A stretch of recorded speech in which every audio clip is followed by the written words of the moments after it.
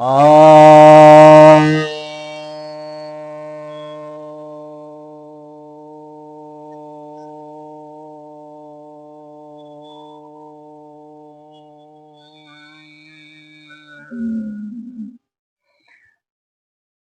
सभी भक्तजनों को सप्रेम नमन। भक्तों, आज मैं आपको यह बताना चाह रहा हूं कि जो आज हमारे पास भारत में संगीत उपलब्ध है, उसके पीछे जो हमारे ऋषि महर्षि रहे हैं, उनका क्या योगदान रहा है। जिन लोगों के योगदान के कारण ही आज हमारी जो है यह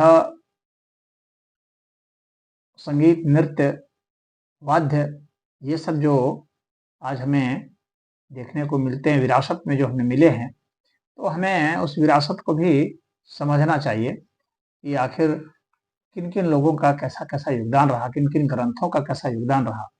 तो विस्तार में नहीं जा करके मैं बहुत संक्षेप में ही आपको इस विषय में थोड़ा सा परिचय दूंगा। जैसे कि आपको पता होगा कि हमारा जो प्राचीनतम ग्रंथ है, यहाँ संगीत की बात आती है तो वहाँ पर जो है, अच्छा, संगीत की बात आती है तो मैं एक चीज आपको और बता दूं पहले कि संगीत से हम समझते क्या है।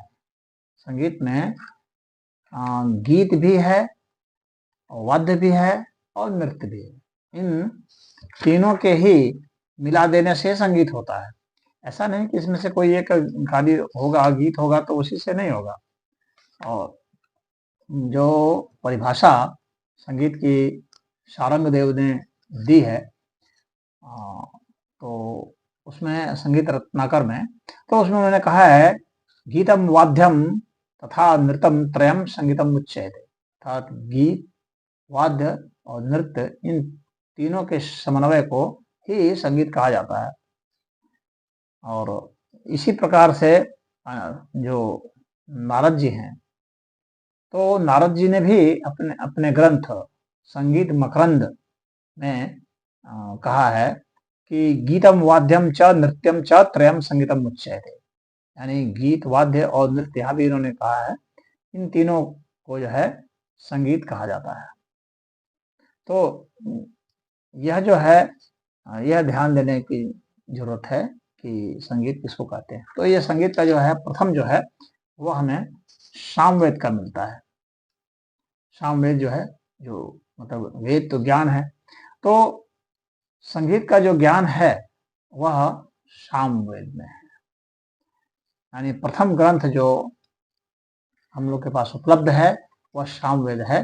उसके गायन की जो परंपरा है, जो वेद में सबके जो मंत्र होते हैं उनमें स्वर भी बताया जाता है कि किस स्वर में आप गायन करेंगे, उदात्त और अनुदात्त, ये भी बताया जाता है।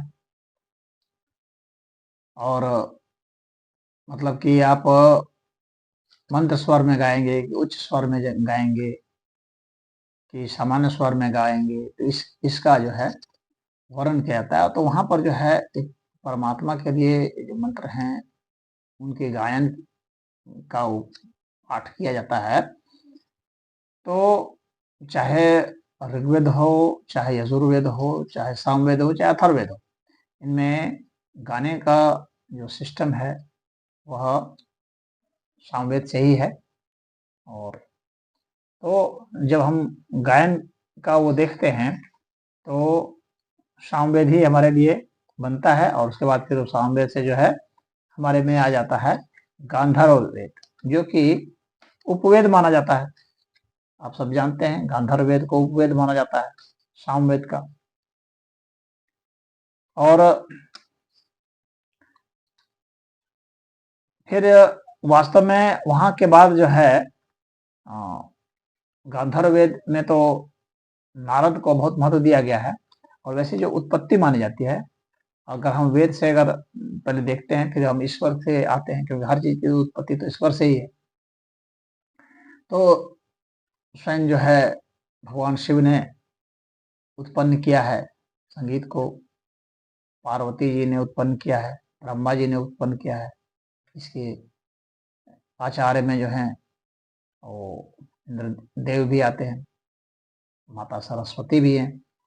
तो इन सबके ही, और कश्यप मुनि हैं, इन सबके प्रयास से ही हमारे पास आज संगीत है। तो ऋग्वेद से जो है वो पाठ लिया गया है।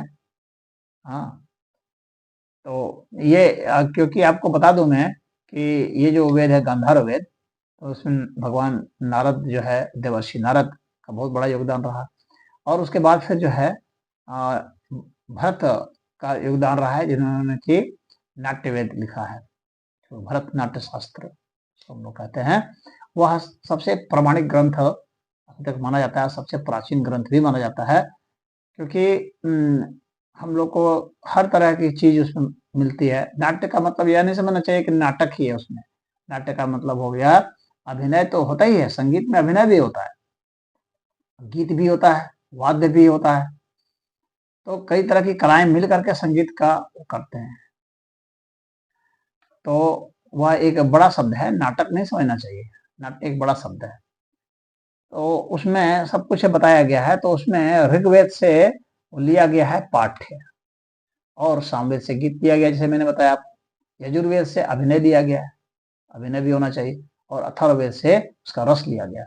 इस तरह से इन सभी वेदों से लिया गया है। तो गंधर्व वेद उपवेद हो गया, और यह जो नाट्य वेद है, इसे भी एक तरह से वेद माना गया है, पांचवा वेद इसको माना गया है।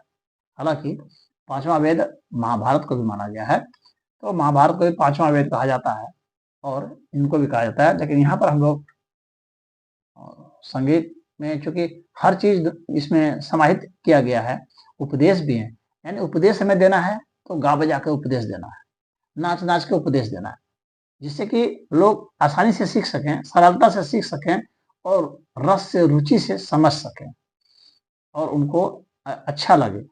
तो उपदेश भी है, और उसमें रहस्य भी है, विज्ञान भी है, और उसमें कथानक भी है, यानी नाटक के रूप में प्रस्तुत किया गया, अभिनय के रूप में प्रस्तुत किया गया है, और नाच नाच के प्रस्तुत भी किया जा रहा है। तो लोग काफी रुचि देते हैं। इसलिए यह जो है भरतनाट्य को जो है, जो नाट्य शास्त्र है भरत मुंशी का, तो उसको जो है बहुत ही उच्च स्तर का माना गया है, और उसी को इसलिए वेद के रूप में कहा गया, पांचवा वेद वह है। तो यह जो अब भरत जो है कोई एक व्यक्ति ही रहे हों ऐसा नहीं है, व्यक्ति की पूरी परंपरा रही है। नारद कोई व्यक्ति ही रहे ऐसा नहीं है, नारद की पूरी परंपरा है, कई नारद हुए हैं। तो जो उसमें हर क्षेत्र में प्रवीण हो जाता है संगीत के, तो उसको भरत की उपाधि दी जाती थी। तो यह हमें समझना पड़ेगा कि संगीत के इस शास्त्र में काफी जिनका योगदान है, तो उन लोगों की हम लोग आज थोड़ी सी वो चर्चा कर लेते हैं, ताकि हम लोग ये समझ सकें कि हम लोग आज जो हम लोग देखते हैं, आज जो हमारे गायक आते हैं, फिल्मों में गायन गाते हैं, सीरियल में गाना गाते हैं, हम लोग ऐसे लोक संगीत गाते हैं, ये आखिर आया कहाँ से। तो एक जो है देशी संगीत और मार्ग संगीत का करके, इसको शास्त्रीय संगीत आप कहते हैं, जो गायन के लिए किया जाता है, जो ईश्वर उपासना के लिए जो संगीत है वह, और एक जो है मनोरंजन के लिए, उपदेश के लिए वगैरह के लिए है। तो इसमें जो है देशी संगीत का होता है। तो जो नाट्य शास्त्र है भरत का, वह एक प्रमाणिक है। उसके बाद ऋषि मतंग हुए हैं, जो कि बृहद देश जो है, वह उनका एक महत्वपूर्ण ग्रंथ है, बृहदेशी। तो उसमें भी उन्होंने बहुत सारी चीजों को बताया है, संगीत के विभिन्न मर्मों को समझाया है। तो अब जो भिन्न भिन्न उसमें जाति हैं, ग्राम हैं संगीत के, ये जो संगीत के जो विद्यार्थी हैं वे इतना समझते हैं, उसको यहाँ पर उतना डिटेल में हमको जाना नहीं है। हाँ, कि शब्द संकेत कैसे आते हैं, कैसे कैसे स्वर व्यंजन, क्योंकि देखिए जो भाषा है ना, और जो व्याकरण है ना, वहाँ भी उच्चारण का बहुत महत्व होता है। तो भाषा व्याकरण जो है, तो उसके भी जो आचार्य हो गए हैं, और संगीत के भी जो आचार्य हुए हैं, वे बहुत कुछ है एक दूसरे से मिलते जुलते हैं। तो संगीत में स्वरों का जो आप पता है, 7 स्वर होते हैं, षड्ज है, ऋषभ है, गांधार है, मध्यम है, पंचम है, धैवत है, निषाद है, ये सब जो है ये स्वर होते हैं। और उसी में कुछ उसमें मूर्छना भी एक होती है, कोमल स्वर, तीव्र स्वर, इस तरह के स्वर होते हैं, वादी, संवादी, ये सब होते हैं जो जानते हैं, जो संगीत सीखने वाले। यहाँ पर इन सब का वर्णन जो है नाट्यशास्त्र में आता है। लेकिन नाट्यशास्त्र में राग रागनियों का जो है वर्गीकरण नहीं किया गया था, उस समय तक नहीं किया गया था राग रागनियों का। तो यह चीज जो है यहाँ पर समझ जाने की बात है। बाकी तो हर प्रकार के स्तवन जो होता है, वेद में जो स्तवन होता है, और जो मंगलाचरण होता है, कई तरह का आप देखते होंगे, यज्ञ में भी गान किया जाता है और मंत्रोच्चार होता है। तो अरण्य गान का करके है, वैणय गान का है, तो ये सब है। इसी तरह से नर्तन भी होता है, कई प्रकार के आप तो आज जान रहे हैं, शास्त्रीय नृत्य भी है और यह लोक नृत्य भी है। शास्त्रीय नृत्य में से भरतनाट्यम है, कुचिपुड़ी है, तो बहुत सारे हैं। शास्त्रीय नृत्य कथक है उत्तर प्रदेश में। तो ये शास्त्रीय नृत्य भी उसके साथ साथ चलते रहे हैं, वाद्य भी चलते रहे हैं। तो वीणा जो है नारद की ही मानी जाती है कि वीणा उन्होंने ही, वो क्या सरस्वती जी को कहा जाता है वीणा वादिनी। तो इन सभी का जो संयोग रहा है, और भगवान शिव का जैसे डमरू माना जाता है, तो हमने अपने भगवानों को भी एक ना एक संगीत के इंस्ट्रूमेंट के साथ जो एसोसिएट किया है, ताकि जीवन में संगीत आए। ऐसे भी बहुत सारे धर्म हैं जो कि संगीत से चिढ़ते हैं, संगीत के विरोधी हैं, तो वहां पर आनंद कहाँ से होगा? जो संगीत से चिढ़ेगा उसको आनंद कहाँ से होगा? और संगीत से ही तो उत्पन्न हुआ है, ये पूरा ब्रह्मांड जो है संगीत से ही उत्पन्न हुआ है। यहाँ पर जो है वाइब्रेशंस हैं, जो कंपन हैं, जो आंदोलन होता है ध्वनियों का, उस आंदोलन से ही तो ये अस्तित्व बनता है। तो ये जो अस्तित्व बन रहा है, विस्तार पा रहा है, उस आंदोलन से ही बन रहा है। फिर वही ध्वनियां सिकुड़ती हैं। यानी ये जो ध्वनि का ये विज्ञान है, और एक पदार्थ का दूसरे पदार्थ के साथ जो है संबंध जो बनते हैं, उसके कारण जो गतिविधियां होती हैं, वह नर्तन है। आप इसको समझ लीजिए। तो नर्तन साधारण है, इसलिए जो जो नासा है, वहां पर भगवान शिव का जो नटराज स्वरूप है, उसकी प्रतिमा वहां दी गई है। वो नटराज स्वरूप जो है ना, वो जो कॉस्मिक डांस है उसको कहा जाता है कॉस्मिक डांस। तो यह जो है वह एक किसी एक नियम, एक रूल के तहत हो रहा है, और वह नृत्य स्वरूप है वो। तो वहां पर जो अगर जो संगीत नहीं समझेगा और संगीत से वैर रखेगा, वो तो समझ ही नहीं पाएगा कि यहाँ पर गतिविधियां कैसे हो रही हैं, यहाँ घटनाएं कैसे घट रही हैं, और उनका एसोसिएशन कैसे मेरे साथ है। और अगर उस सुर लय ताल में जो इस अस्तित्व का है, अगर मेरा सुर लय ताल कुछ दूसरा हो जाएगा, अलग ढंग का हो जाएगा, उसके साथ मेल नहीं खाएगा, तो हम समाधि में नहीं जा सकते, बिल्कुल नहीं जा सकते। हम विकृत अवस्था में जी रहे हैं। जब हम उस अवस्था में जिएंगे जो कि हमारा मूल स्वरूप है, यानी संगीत का जो मूल स्वरूप है, वहां पर जब हम पहुंचते हैं, तभी हमको इस अस्तित्व के मूल स्वरूप का बोध होगा, अन्यथा बोध नहीं होगा। विकृत में रहेंगे तो विकृत स्वरूप का बोध होगा। तो संगीत का जो वास्तविक स्वरूप है उसमें जाना, और विकृत स्वरूप में रहना, ये है। लोग दुखी हैं, क्यों दुखी हैं? क्योंकि हम लोग अपने मूल रूप में नहीं जा पा रहे हैं, हमारा जो मूल स्वरूप है वहां हम नहीं जा पा रहे हैं। संगीत से बैर साध लेंगे तो दुखी रहेगा। दुखी वही है जिसके जीवन में संगीत नहीं है। जिसके जीवन में संगीत है तो उसके जीवन में दुख नहीं है। वो दुख में भी वो गा करके अपना जो है समाप्त कर लेता है अपने अवसाद को, दुखों को। तो गा कर, नाच के, बजा करके, तमाम तरह के वाद्य यंत्र हैं, सितार बजाएं, फ्लूट बजाएं, डमरू बजाएं, ढोलक बजाएं, नाल बजाएं, तबला बजाएं, हाँ, झाल बजाएं, जो भी बजाएं। अब देखेंगे वो जब लय में बजता है, जब उसका आंदोलन लय में होता है, आपके भीतर जो आपका मूल स्वरूप तो वह लयबद्ध ही है। तो आपका मूल स्वरूप जो लय में है, ठीक उसके लय के करीब जब वो पहुंचता है, तो उसमें वह लीन हो जाता है। उसी को ध्यान कहा जाता है।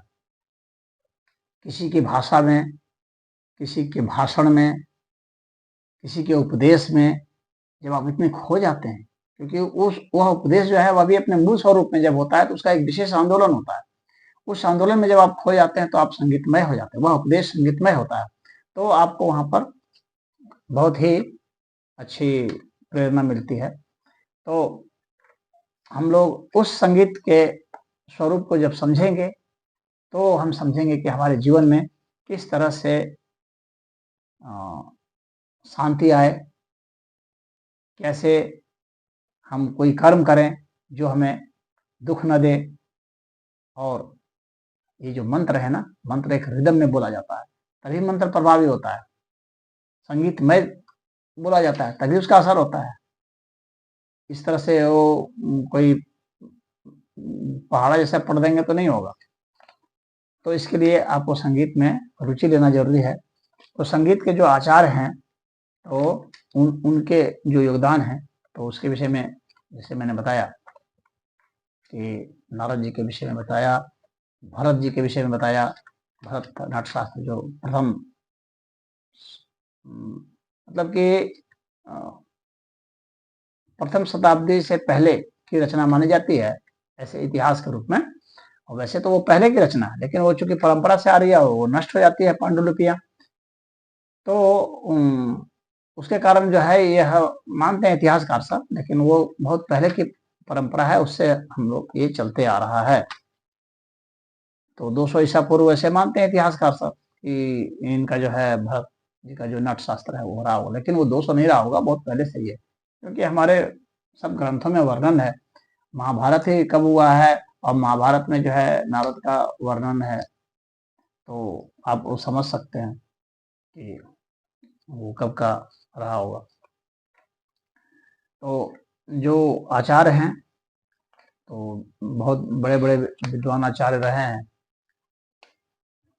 तो उनका जो है थोड़ा बहुत हम लोग देखेंगे। अब चूंकि यह उसका अगले भाग में जो हम इसमें करेंगे तो उसमें देखेंगे, इस भाग में तो इतना ही, वीडियो ज़्यादा बड़ा ना हो जाए। तो इसका मैंने थोड़ा बहुत आपको बेस दिया हल्का फुल्का। अब अगले भाग में हम लोग उन आचार्यों का और ग्रंथों का देखेंगे। हरिओम।